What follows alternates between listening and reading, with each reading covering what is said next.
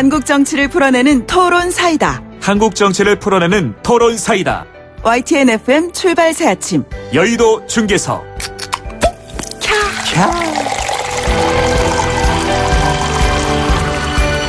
네, 금요일에 만나는 분들입니다. 한국 정치를 풀어내는 토론 사이다. 여의도 중계석 시간. 두 분이 스튜디오 들어오시니까 막 환해지고요. 아주 스튜디오 분위기가 좋아지고 있습니다. 여의도 정치 상황도 명쾌하게 풀어주실 것 같으니까 우리 한번 잘 귀를 쫑긋 세우고 얘기를 한번 나눠보겠습니다.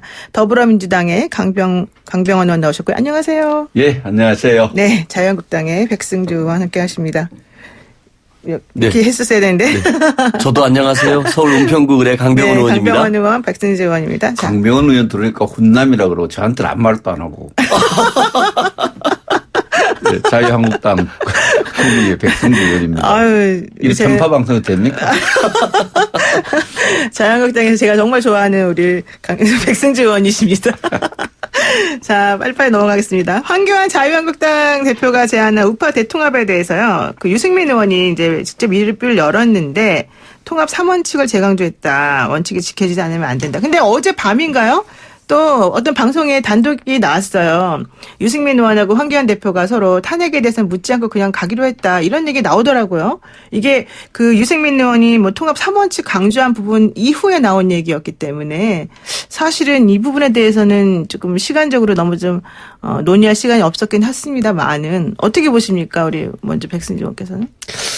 예, 우리 황교안 대표가 이제 모든 자유 세력의 통합, 대통합을 천명을 했고, 이제 유승민, 지금 바로 미래당으로 해야 됩니까? 뭐. 신당 기획단인가 뭔가 했죠. 예. 지금 변형. 예. 유승민, 의원이 탄핵의 통합의 세 가지 원칙, 탄핵의 네. 강을 건너자, 계획 보수해야 된다, 나라 건집을 허물자, 이런, 얘기를 했습니다. 저는 이 정치적 통합, 정당 간의 통합이 어떤 성공하려면, 얼마나 추진하는 주체들의 간절함의 어떤 공통 분모가 만들어지느냐. 네. 이런 부분인데, 우리 보수 정치 세력의 위기에 처해인데 위기에 대해서 지도자들이 얼마나 목숨을 내놓고 간절함을 갖고 할 수 있느냐의 문제입니다. 그래서 좀 입장차가 있는 것 같아요. 우리 황교안 대표는 대통합을 지금 추진하고 있죠. 네. 대통합을 추진하고 있는데 모든 자유세력의 통합을 어떻게 보면 문재인 정부에 반대하는 정치 세력의 어떤 통합, 반문 빅텐트라 이렇게 표현되고 있는데 유승민 의원의 어떤 입장들 보면은 탄핵에 대해서 약간의 그 색깔을 분명히 하고 있는 이런 부분이 있습니다. 그러나 이 성사 여부는 대통합에 대한 어떤 입장 또 헌신할 수 있느냐 이런 부분들이 성패에 영향이 있을 것 같습니다. 근데 저는 유승민 의원의 이제 그 말 하는 걸 들어보고 황교안 대표하고 또 통화를 직접적으로 했다는 얘기를 또 들어보니까 엄청나게 의지가 강하구나 이런 생각을 사실 했거든요. 이제 탄핵을 서로 묶고 가자 이런 말까지 하는 거는 유승민 전 대표 입장에서 보자면은 조금 뭐 이런 말 해도 되는지 모르겠는데 뻘쭘할 수도 있는 부분이잖아요. 근데 그럼에도 불구하고 어쨌든 우리가 통합을 위해서 이거 그냥 묻고 일단 통합을 먼저 시킵시다 이런 제안을 한 거라서 엄청나게 이거는 이 통합에 대한 의지가 강하다. 이거 아니었습니까? 그 탄핵의 강을 넘자는 말에 대해서 그 의미에 대한 아직은 좀 더 당내 논의나 또 입장의 어떤 교함이 필요한 부분이 있지 않나 생각합니다. 네, 그렇군요. 어떻게 보세요? 저는 뭐 강병원 의원님. 황교안, 유승민 대표가 손잡아도 네네. 저는 성공하지 못할 거라고 저는 생각을 합니다. 손을 잡아도. 왜 네. 그러냐면은 네.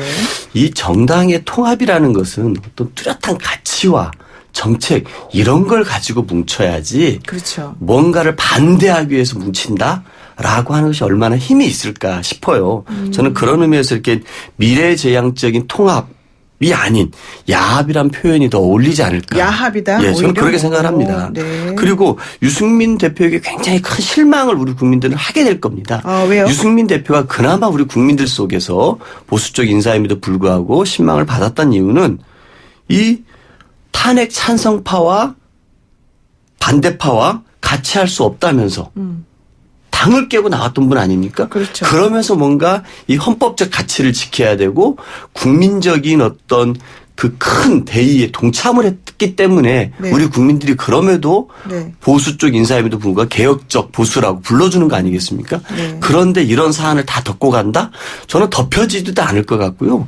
우리 공화당은 반드시 이 탄핵 찬성했던 사람들에 대해서 끊임없이 역사적인 심판을 하려고 할 것입니다. 저는 그런 의미에서 유승민 대표의 굉장히 큰 실망을 우리 국민들이 하게 될 거다 생각이 들고요. 저는 최근에 김태흠 의원이 네, 그 쇄신론을 주장하지 않았습니까? 네. 중진들 좀 용퇴하라. 쇄신론 주장을 했는데 아마 김태흠 의원의 그 용퇴와 쇄신론의 대상이 바로 유승민 대표가 되지 않을까 싶습니다. 근데 강병훈 의원 말씀 들으니까 통합될 것 같아요. 되게 두려워하는 것 같아요. 통합을. 근데 옛날에 우리 정치사에서 보면은 네네. 사실 DJP 연합, 네. 김종필, 김대중 전 대통령과의 정치 연합, 또 1990년에 민자당이라 그러죠. 그 당시에 12.11을 이끌어서 정부를 출범시킨 민주정의당과 또 거기에 최고의 피해세력 신민주공화당 김종필 또 통일민주당 김영삼에 이렇게 합당이 있었습니다. 네. 무슨 이것도 뭐 황병훈 의원이 봐서는 야합이라고 규정할 수 있을지 뭐 김대중 김종필 연합을 뭐 야합이라고 할는지는 모르지만 하나의 정치 세력의 어떤 결합은 어떤 우리 정치사에서 보면은 어떤 간절함과 새로운 가치를 만들 이런 것보다는 하나의 정치적 단기적 중기적 어떤 정치적 목적을 갖고 하나의 간절함 이런 간절함이 통합을 만들어내는 어떤 그런 거 있지 않나 생각을 해요. 그래서 오늘 딱 들어보니까 그러면 되게 겁내는 것 같아. 그러니까 이제 해야 되겠구나 될 것 같다 이런 느낌이 들어요. 아니 그러니까 어제도 사실은 이인영 대표가 엄청나게 이 통합 얘기에 대해서 상당히 좀 비난하는 어조로 상당히 강하게 얘기를 한 게 있었었고 또 박지원 의원 같은 경우에도 이거 뭐 별거 없을 거다라는 취지로 사실 말씀하셨단 말이에요. 그러니까 아마도 여당 입장에서 봤을 때는 보수가 분열하는 게 좋지 이렇게 대통합하는 거는 사실 원하지 않을 것이다. 특히 총선을 앞두고 뭐 탄핵 문제나 이런 것들 핵폭탄이라고 사실 볼 수도 있는 그런 부분들은 그냥 덮고 넘어가자 이런 말을 듣는 순간 좀 불안하긴 했을 수도 있다. 이런 생각이 좀 들긴 들어요. 저는 이런 관점에서 이게 옳지 않다고 보는 겁니다. 왜 그러냐면은 네. 우리나라 보수가 혁신을 해야 되거든요. 지금까지 자유한국당이 20대 국회에서 보여줬던 모습은 5.18의 이 민주적인 가치를 부정하는 모습, 세월호 참사에 대해서 공감하지 못하는 모습. 네. 그래서 정말 국회의 어떤 여러 가지 정책들에서 무조건 발목 잡는 모습으로 파행과 정쟁을 입삼는 모습을 보여줬거든요. 보수의 혁신이 저는 중요하다고 봅니다. 그런데 그 보수의 혁신에서는 가장 큰 기준점이 되는 게 이 탄핵에 대한 인정 여부입니다.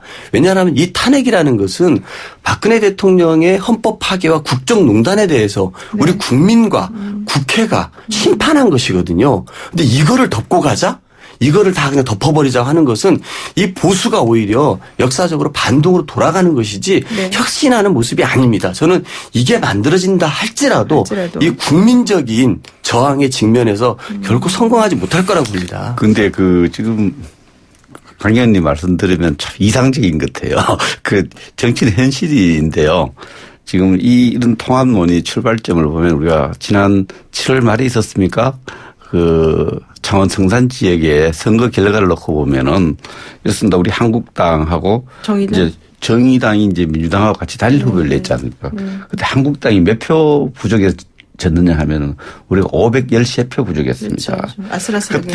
그때 우리가 반미당이 3.57%, 공화당이 지금은 공화당이 이제 애국당, 그렇죠. 0.89%, 838표. 애국당만 분열 안 됐어도 보수 정당이 우리 당이 민주당과 정의당 연합 단일 후보를 이길 수 있었습니다. 그 정치는 현실에서 봤을 때 다음 총선과 다가오는 선거에서 우리가 필승의 방정식은 보수 세력의 통합에 있고 이 보수 세력을 아끼는 부분은 자기 헌신을 통해서 통합을 이끌어내서 승리해야 된다는 이런 현실 속에서 이 통합 논의가 진행되는 건데 뭐 짧은 몇 개월 동안에 우리가 없던 가치를 만들고 새로운 이미지를 만드는 것보다는 현실 속에서 봤을 때는 우리가 통합은 간절하고 절실하다. 저는 그렇게 봅니다. 근데 제가 좀 의문이 생기는 게 유승민 의원이 이렇게 얘기를 하더라고요. 우리 공화당과의 통합을 이제 황교안 대표가 제안한 것에 대해서는 탄핵한 거를 인정하고 넘어가야지 뭐 보수로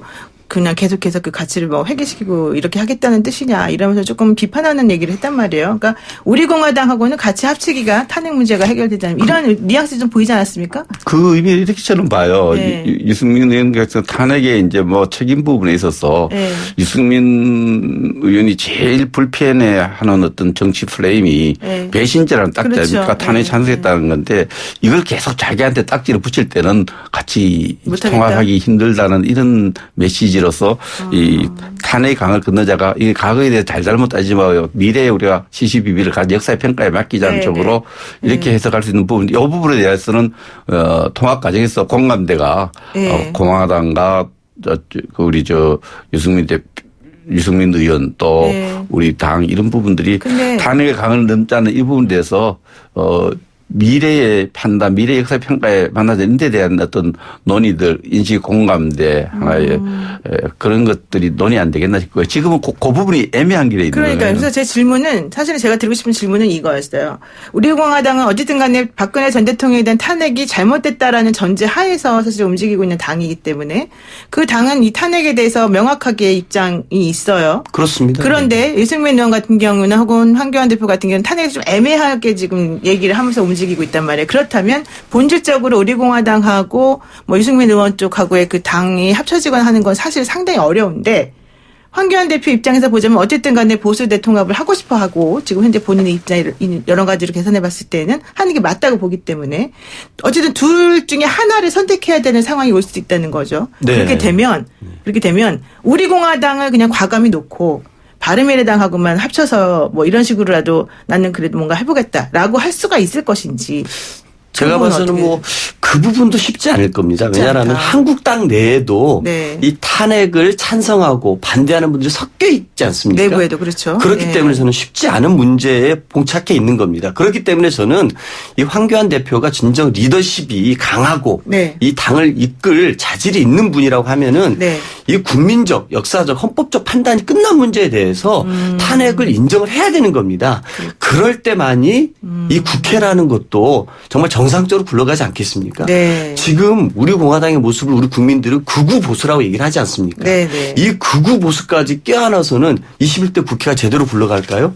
이 헌법적 판단, 국회에서 3분의 2가 찬성해서 현직 대통령을 탄핵을 한 겁니다. 네, 네. 우리 국민들 모두가 이거를 간절히 원해서 촛불을 들고 나왔고요. 네, 네. 이것도 인정하지 않는 정당이 어떻게 국회 내에서 국민의 민심을 받아서 각종 개혁 과제들을 추진할 수 있겠습니까?